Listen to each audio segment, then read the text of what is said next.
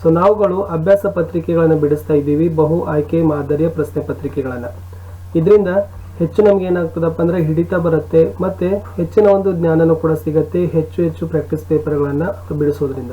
So ಅದಕ್ಕಾಗಿ ತಾವುಗಳು ಈ ಹಿಂದೆ ನಾನು ಹಿಂದಿನೂ ಕೂಡ ಪ್ರಾಕ್ಟೀಸ್ ಪೇಪರನ್ನು ಹಾಕಿದ್ದೀನಿ, ತಾವು ನೋಡದೇ ಇದ್ರೆ ಮೇಲೆ ಇದಕ್ಕಾಗಿಯೇ ಒಂದು ಪ್ಲೇಲಿಸ್ಟನ್ನು ಮಾಡಿದ್ದೀವಿ, SSLC ಪ್ರಾಕ್ಟೀಸ್ ಪೇಪರ್ ಅಂತ.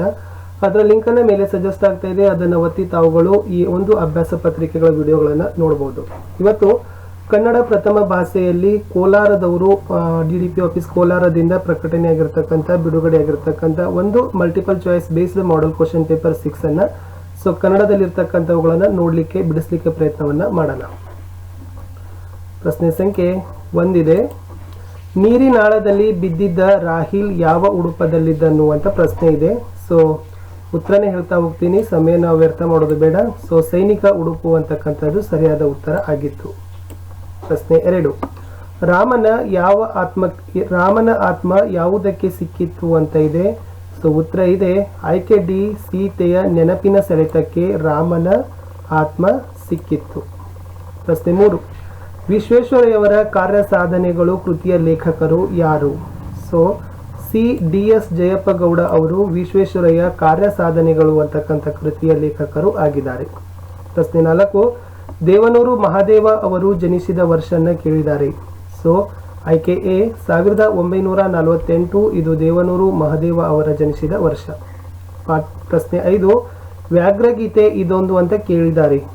ವ್ಯಾಘ್ರಗೀತೆ ಇದೊಂದು ಲಲಿತ ಪ್ರಬಂಧದ ವಿಧದಲ್ಲಿದೆ. ಸಿ ಲಲಿತ ಪ್ರಬಂಧ ಅಂತಕ್ಕಂಥದ್ದು ಸರಿಯಾದ ಉತ್ತರ ಇತ್ತು. 6, ಧರ್ಮ ಬುದ್ಧಿಯನ್ನ ವಂಚಿಸಿದವರು ಅಂತ ಪ್ರಶ್ನೆಯನ್ನು ಕೇಳಿದ್ದಾರೆ. ಸರಿಯಾಗಿರ್ತಕ್ಕಂಥ ಉತ್ತರ ಇದೆ ಆಯ್ಕೆ ಬಿ, ದುಷ್ಟ ಬುದ್ಧಿ. ಪ್ರಶ್ನೆ 7, ಸಂಕಲ್ಪ ಗೀತೆ ಪದ್ಯದ ಆಕರ ಗ್ರಂಥ ಯಾವುದು ಅಂತ ಕೇಳಿದ್ದಾರೆ. ಸಂಕಲ್ಪ ಗೀತೆ ಪದ್ಯದ ಆಕರ ಗ್ರಂಥ ಆಯ್ಕೆ ಬಿ, ಎದೆ ತುಂಬಿ ಹಾಡಿದೆನು ಅಂತಕ್ಕಂಥ ಕೃತಿ. ಪ್ರಶ್ನೆ 8, ನಿಶಸ್ತ್ರೀಕರಣ ಕಾಯ್ದೆಯಡಿಯಲ್ಲಿ ಕುಂಪನಿ ಸರ್ಕಾರ ಕಳುಹಿಸಿದ ಹುಕುಂ ಅಂತ ಕೇಳಿದ್ದಾರೆ. 8ರಲ್ಲಿರ್ತಕ್ಕಂಥದ್ದು ಸರಿಯಾಗಿರ್ತಕ್ಕಂಥ ಆಯ್ಕೆ ಇತ್ತು ಸಿ, ಜೋರ ಮಾಡಿ ಕಸಿದುಕೊಳ್ಳಿ ಅಂತಕ್ಕಂಥ ಹುಕುಮನ್ನು ಏನು ಮಾಡಿದ್ರಪ್ಪ ಅಂದರೆ ಕುಂಪನಿ ಸರ್ಕಾರದವರು ನಿಶಸ್ತ್ರೀಕರಣ ಕಾಯ್ದೆಯಡಿಯಲ್ಲಿ ಹೊರಡಿಸಿದ್ರು. ಪ್ರಶ್ನೆ 9, ರಾಹಿಲನು ತುರ್ತು ಪರಿಸ್ಥಿತಿ ನಿರ್ವಹಣೆಗಾಗಿ ಭದ್ರವಾಗಿ ಇದನ್ನು ಹಿಡಿದುಕೊಂಡಿದ್ದನು. ಉತ್ತರ ಇದೆ ಆಯ್ಕೆ ಡಿ, ಶಸ್ತ್ರಚಿಕಿತ್ಸಾ ಪೆಟ್ಟಿಗೆಯನ್ನು ಏನು ಮಾಡಿದ್ದಪ್ಪ ಅಂದರೆ ಆತ ಭದ್ರವಾಗಿ ಹಿಡಿದುಕೊಂಡಿದ್ದ. ಪ್ರಶ್ನೆ 5, ಶಬರಿ ಗೀತ ನಾಟಕದ ಕರ್ತೃ ಅಂತ ಕೇಳಿದ್ದಾರೆ. ಶಬರಿ ಗೀತ ನಾಟಕದ ಕರ್ತೃ ಆಯ್ಕೆ ಎ, ಪೂತಿ ನರಸಿಂಹಾಚಾರ ಅಂತಕ್ಕಂಥದ್ದು ಸರಿಯಾದ ಉತ್ತರ ಇತ್ತು. ಪ್ರಶ್ನೆ 11, ನಾಲ್ವಡಿ ಕೃಷ್ಣರಾಜ ಒಡೆಯರು ಪಟ್ಟಾಭಿಷಿಕ್ತರಾದ ವರ್ಷನ ಕೇಳಿದ್ದಾರೆ. 1895 ಆಯ್ಕೆ ಎ ಇದೆಯಲ್ಲ. ಇದು ನಾಲ್ವಡಿ ಕೃಷ್ಣರಾಜ ಒಡೆಯರ ಪಟ್ಟಾಭಿಷೇಕದ ವರ್ಷ ಆಗಿದೆ. ಪ್ರಶ್ನೆ 12, ಎದೆಗೆ ಬಿದ್ದ ಅಕ್ಷರ ಪಾಠದಲ್ಲಿ ಬರುವ ಗ್ರಾಮ ದೇವತೆಯನ್ನು ಕೇಳಿದ್ದಾರೆ. ಅದು ಆಯ್ಕೆ ಬಿ, ಮನೆ ಮಂಚಮ್ಮ. ಇದು ಎದೆಗೆ ಬಿದ್ದ ಅಕ್ಷರದಲ್ಲಿ ಬಂದಿರತಕ್ಕಂಥ ಒಂದು ಗ್ರಾಮ ದೇವತೆಯ ಹೆಸರು. ಪ್ರಶ್ನೆ 13, ಶಾನುಭೋಗರು ಬದುಕುಳಿಯಲು ಕಾರಣವಾದದ್ದು ಅಂತ ಕೇಳಿದ್ದಾರೆ. 13 ಆಯ್ಕೆ ಬಿ, ಹುಲಿಯ ಧರ್ಮಶ್ರದ್ಧೆಯಿಂದ ಅಂತ ಇದೆ ನೋಡಿ. ಈ ಹುಲಿಯ ಧರ್ಮಶ್ರದ್ಧೆಯಿಂದ ಶಾನುಭೋಗರು ಬದುಕುಳಿದರು. ಪ್ರಶ್ನೆ 14, ಸುತ್ತಲೂ ಕವಿಯುವ ಕತ್ತಲೆಯೊಳಗೆ ಪ್ರೀತಿಯ ಹಣತೆ ಹಚ್ಚಬೇಕೆಂದು ಹೇಳಿದ ಕವಿ ಯಾರು. ಸುತ್ತಲೂ ಕವಿತಕ್ಕಂಥ ಕತ್ತಲೆಯೊಳಗೆ ಪ್ರತಿಯ ಹಣತೆಯನ್ನ ಹಚ್ಚಬೇಕಂತ, ಪ್ರೀತಿಯ ಹಣತೆಯನ್ನು ಹಚ್ಚಬೇಕಂತ ಹೇಳಿರ್ತಕ್ಕಂಥ ಕವಿ ಕೇಳಿದ್ದಾರೆ. ಅವರೇ ಆಯ್ಕೆ ಎ, GS ಶಿವರುದ್ರಪ್ಪನವರು. ಪ್ರಶ್ನೆ 15, ಕರ್ನಾಟಕ ಪಂಚತಂತ್ರ ಕೃತಿಯಿಂದ ಆಯ್ದ ಪಾಠ ಇದಾಗಿದೆ. ಆಯ್ಕೆ ಡಿ, ವೃಕ್ಷ ಸಾಕ್ಷಿ ಪಾಠ ಇದೆಯಲ್ಲ, ಇದು ಕರ್ನಾಟಕ ಪಂಚತಂತ್ರ ಕೃತಿಯಿಂದ ಆರಿಸಿಕೊಳ್ಳಲಾಗಿದೆ. ಪ್ರಶ್ನೆ 16, ಕುಮಾರವ್ಯಾಸನ ಆರಾಧ್ಯ ದೈವ ಕೇಳಿದ್ದಾರೆ. ಕುಮಾರವ್ಯಾಸನ ಆರಾಧ್ಯ ದೈವ ಆಯ್ಕೆ ಡಿ, ವೀರನಾರಾಯಣ ಅಂತಕ್ಕಂಥದ್ದು ಸರಿಯಾದ ಉತ್ತರ ಆಗಿತ್ತು. ಪ್ರಶ್ನೆ 17, ಹಕ್ಕಿ ಹಾರುತ್ತಿದೆ ನೋಡಿದಿರಾ ಪದ್ಯದಲ್ಲಿ ಕವಿಯು ಹಕ್ಕಿಯನ್ನು ಇದಕ್ಕೆ ಹೋಲಿಸಿದ್ದಾರೆ.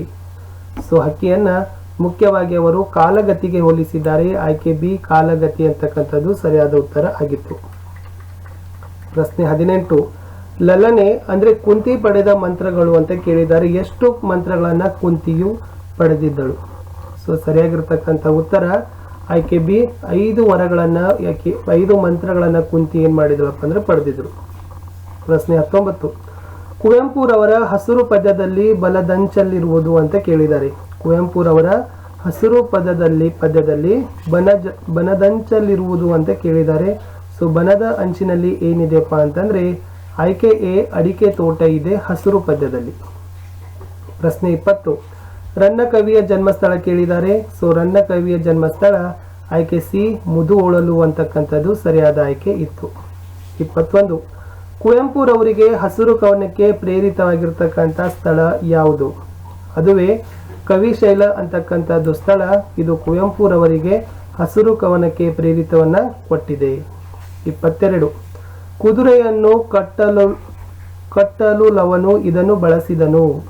ನೋಡಿ, ಕುದುರೆಯನ್ನು ಕಟ್ಟಲುಲವನು ಇದನ್ನು ಬಳಸಿದನು ಅಂತ ಪ್ರಶ್ನೆ ಇದೆ. ಸೊ ಇದ್ರ ಉತ್ತರ ಬಂದ್ಬಿಟ್ಟು ಆಯ್ಕೆ ಸಿ ಉತ್ತರೀಯ ಅಂತಕ್ಕಂಥದ್ದು ಸರಿ ಇದೆ. ಪ್ರಶ್ನೆ 23, ಸಾಮಾಜಿಕ ಸಂಕಟ, ಸಿಟ್ಟು, ಸ್ಫೋಟ, ಸ್ಪಷ್ಟತೆಗಳ ರೂಪಕ ಇವರು. ಯಾರನ್ನ ಸಾಮಾಜಿಕ ಸಂಕಟ, ಸಿಟ್ಟು, ಸ್ಫೋಟ ಮತ್ತು ಸ್ಪಷ್ಟತೆಗಳ ರೂಪಕ ಅಂತ ಕರೆದಿದ್ದಾರೆ? ಸೊ 23 ಆಯ್ಕೆ ಬಿ ವಿವೇಕಾನಂದರು ಇದು ಸರಿಯಾಗಿರ್ತಕ್ಕಂಥ ಉತ್ತರ ಆಗಿತ್ತು. 24, ಯಜ್ಞಾಶ್ವವನ್ನು ಕಟ್ಟಿದವರು ಯಾರು? ಯಜ್ಞಾಶ್ವವನ್ನು ಕಟ್ಟಿದವರು ಆಯ್ಕೆ ಡಿ ಲವ ಅಂತಕ್ಕಂಥದ್ದು ಸರಿಯಾದ ಉತ್ತರ ಆಗಿತ್ತು. ಪ್ರಶ್ನೆ 25ಕ್ಕೆ ಹೋಗೋಣ. ಗುಡಿಸಲೊಳಗೆ ವಸಂತ ಬರಲು ಹೆದರಿದವನೇ ಎಂದು ಪ್ರಶ್ನಿಸಿದವರು ಯಾರು ಅಂತ ಪ್ರಶ್ನೆ ಇದೆ. ಗುಡಿಸಲೊಳಗೆ ವಸಂತ ಬರಲು ಹೆದರಿದವನೇ ಅಂತಕ್ಕಂಥ ಪ್ರಶ್ನೆ.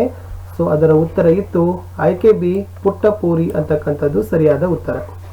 ಪ್ರಶ್ನೆ 26, ತ್ಯಾಗದ ಪ್ರತೀಕ ಆಮನ್ನು ಎಂದು ಹೇಳಿದವರು ಯಾರು? ತ್ಯಾಗದ ಪ್ರತೀಕ ಆಮನ್ನು ಅಂತ ಹೇಳಿದವರು ಆಯ್ಕೆ ಸಿ ಭಗತ್ ಸಿಂಗ್ ಅಂತಕ್ಕಂಥದ್ದು ಸರಿ ಉತ್ತರ ಇತ್ತು. ಪ್ರಶ್ನೆ 27, ಇದು ಉಳುವವನ ಕಂಡು ನಗುವುದು. ಸೊ ಇದು ಒಂದು ಏನದಪ್ಪ ಅಂತಂದ್ರೆ ಉಳುವವನ ಕಂಡು ನಗತ್ತೆ ಅಂತ ಹೇಳಿದ್ದಾರೆ. ಸೊ ಇದು ಇತ್ತು ಆಯ್ಕೆ ಎ ಗರಿಕೆಯ ಹುಲ್ಲು ಅಂತಕ್ಕಂಥದ್ದು ಸರಿಯಾಗಿರ್ತಕ್ಕಂಥ ಉತ್ತರ. 28, ಅವರ್ಗೀಯ ವ್ಯಂಜನಾಕ್ಷರಗಳ ಸಂಖ್ಯೆಯನ್ನು ಕೇಳಿದ್ದಾರೆ. ಅವರ್ಗೀಯ ವ್ಯಂಜನಾಕ್ಷರಗಳ ಸಂಖ್ಯೆ ಬಂದ್ಬಿಟ್ಟು ಆಯ್ಕೆ ಎ 9 ಅಂತಕ್ಕಂಥದ್ದು ಸರಿ. 29, ಹಣ್ಣು ಹಂಪಲ ಈ ಪದವು ಏನು? ವ್ಯಾಕರಣದಲ್ಲಿ ಹಣ್ಣು ಹಂಪಲ ಅಂತಕ್ಕಂಥ ಪದ ಏನಾಗತ್ತೆ ಅಂತ ಕೇಳಿದ್ದಾರೆ. ಸೊ 29ರ ಸರಿ ಉತ್ತರ ಆಯ್ಕೆ ಬಿ ಜೋಡು ನುಡಿ ಆಗತ್ತೆ ಹಣ್ಣು ಹಂಪಲ ಅಂತಕ್ಕಂಥ ಪದ. ನೆಕ್ಸ್ಟ್ ಕ್ವಶನ್, ಒಂದು ಅಥವಾ ಅನೇಕ ವಾಕ್ಯಗಳು ಒಂದು ಪ್ರಧಾನ ವಾಕ್ಯಕ್ಕೆ ಅಧೀನಗಳಾಗಿದ್ದರೆ ಅಂತಹ ವಾಕ್ಯವನ್ನು ಹೀಗೆನ್ನುತ್ತಾರೆ ಅಂತ ಪ್ರಶ್ನೆ ಇದೆ. ಒಂದು ಅಥವಾ ಅನೇಕ ವಾಕ್ಯಗಳು ಒಂದು ಪ್ರಧಾನ ವಾಕ್ಯಕ್ಕೆ ಅಧೀನಗಳಾಗಿದ್ದರೆ ಅಂತಹ ವಾಕ್ಯವನ್ನು ಹೀಗೆನ್ನುತ್ತಾರೆ ಅಂತ ಇದೆ. ಆಯ್ಕೆ ಸಿ ಮಿಶ್ರ ವಾಕ್ಯ ಅಂತ ಕರೀತಾರೆ. ಪ್ರಶ್ನೆ 31, ಹೆಬ್ಬಾವು ಪದದಲ್ಲಿರುವ ಸಮಾಸವನ್ನು ಕೇಳಿದ್ದಾರೆ. ಈ ಹೆಬ್ಬಾವು ಅಂತಕ್ಕಂಥ ಪದವನ್ನು ಬಿಡಿಸಿ ಸಮಾಸ ಮಾಡಿದಾಗ ಅದು ಕರ್ಮಧಾರೆಯ ಸಮಾಸ ಆಗತ್ತೆ. ಸೊ ಸರಿ ಉತ್ತರ ಕರ್ಮಧಾರೆಯ ಸಮಾಸ. ಪ್ರಶ್ನೆ 32, ಕಟ್ಟುವುದು ಕಠಿಣ. ಈ ಗಾದೆಯ ಮುಂದುವರಿದಿರ್ತಕ್ಕಂಥ ಭಾಗ ಏನಪ್ಪಾ ಅಂತಂದ್ರೆ ಸೊ 32ರಲ್ಲಿ ಬಿ ಕೆಡಹುವುದು ಸುಲಭ ಅಂತ ಆಗ್ತದೆ. 33, ಯುದ್ಧ ಪದದ ತದ್ಭವ ರೂಪವನ್ನ ಕೇಳಿದ್ದಾರೆ. ಎ ಬಿದ್ದ, ಬಿ ಯುಗ, ಸಿ ಜುದ್ಧ, ಡಿ ಯೋಧ. ಆಯ್ಕೆ ಸಿ ಜುದ್ಧ ಅಂತಕ್ಕಂಥದ್ದು ಸರಿ ಉತ್ತರ. 34, ಮಾರಿಗೌತನವಾಯಿತು ನಾಳಿನ ಭಾರತವು. ಈ ವಾಕ್ಯದಲ್ಲಿರುವ ಅಲಂಕಾರ ಯಾವುದು? ಮಾರಿಗೌತನವಾಯಿತು ನಾಳಿನ ಭಾರತವು ಅಂತಕ್ಕಂಥದ್ರಲ್ಲಿರ್ತಕ್ಕಂಥ ಅಲಂಕಾರ ಕೇಳಿದ್ದಾರೆ. ಎ ಉಪಮಾ, ಬಿ ರೂಪಕ, ಸಿ ಉತ್ಪ್ರೇಕ್ಷೆ, ಡಿ ದೃಷ್ಟಾಂತ. ಸರಿ ಉತ್ತರ ಇತ್ತು ಆಯ್ಕೆ ಬಿ ರೂಪಕ ಅಲಂಕಾರ.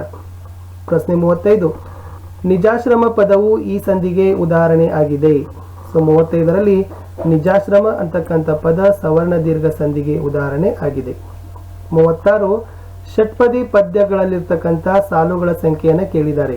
A 3, B 4, C 6, D 8. ಸರಿ ಉತ್ತರ ಇತ್ತು ಆಯ್ಕೆ ಸಿ 6.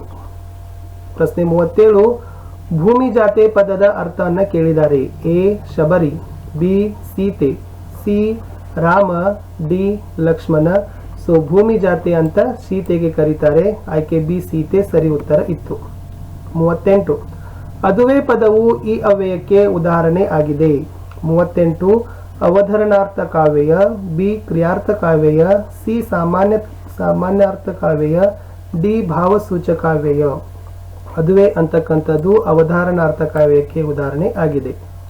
ಪ್ರಶ್ನೆ 39. ಶ್ರಮದ ಮಹತ್ವ ತಿಳಿಸ್ತಕ್ಕಂಥ ಗಾದೆ ಮಾತು ಯಾವುದು? ಶ್ರಮದ ಮಹತ್ವವನ್ನು ತಿಳಿಸ್ತಕ್ಕಂಥ ಗಾದೆ ಮಾತು ಅದು ಕೈ ಕೆಸರಾದರೆ ಬಾಯಿ ಮೊಸರು. ವಿದ್ಯಾರ್ಥಿಗಳೇ, ಈ ಒಂದು ಪ್ರಾಕ್ಟೀಸ್ ಪೇಪರ್ನ ಕಡೆಯ ಪ್ರಶ್ನೆಗೆ ಹೋಗೋಕ್ಕಿಂತ ಮುಂಚೆ ದಯಮಾಡಿ ತಾವುಗಳು ಹೊಸಬರಾಗಿದ್ದರೆ ನಮ್ಮ ಚಾನೆಲ್ಗಳಾಗಿರ್ತಕ್ಕಂಥ ಸ್ಟಡಿ ವಿತ್ ಪರಶುರಾಮ್ ಹಾಗೂ ಸ್ಮಾರ್ಟ್ ವರ್ಕ್ ಎರಡೂ ಯೂಟ್ಯೂಬ್ ಚಾನೆಲ್ಗಳನ್ನು ಸಬ್ಸ್ಕ್ರೈಬ್ ಮಾಡಿ ನಮ್ಮ ಟೆಲಿಗ್ರಾಮ್ ಗ್ರೂಪ್ಗೆ ಬಂದು ಸೇರಿಕೊಳ್ಳಿ ಅಂತ ಹೇಳ್ತಾ, ಹೆಚ್ಚು ಜನರಿಗೆ ವಿಡಿಯೋಗಳನ್ನು ಶೇರ್ ಮಾಡಿ, ಲೈಕ್ ಮಾಡಿ. ಸೊ ಈ ಕನ್ನಡ ಪ್ರಾಕ್ಟೀಸ್ ಪೇಪರ್ನ 40ನೆಯ ಪ್ರಶ್ನೆ ಹಾಗೂ ಲಾಸ್ಟ್ ಕ್ವಶನ್. ಶಾಲಾ ಶೈಕ್ಷಣಿಕ ಪ್ರವಾಸಕ್ಕೆ ಹೋಗಲು ಅನುಮತಿ ಕೋರಿ ಮಗಳು ತನ್ನ ತಂದೆಗೆ ಬರೆಯುವ ಪತ್ರವು ಅದು ಯಾವ ವಿಧ ಅಂತ ಕೇಳಿದ್ದಾರೆ. ಸೊ ಅದು ಖಾಸಗಿ ಪತ್ರಕ್ಕೆ ಉದಾಹರಣೆ ಆಗ್ತದೆ.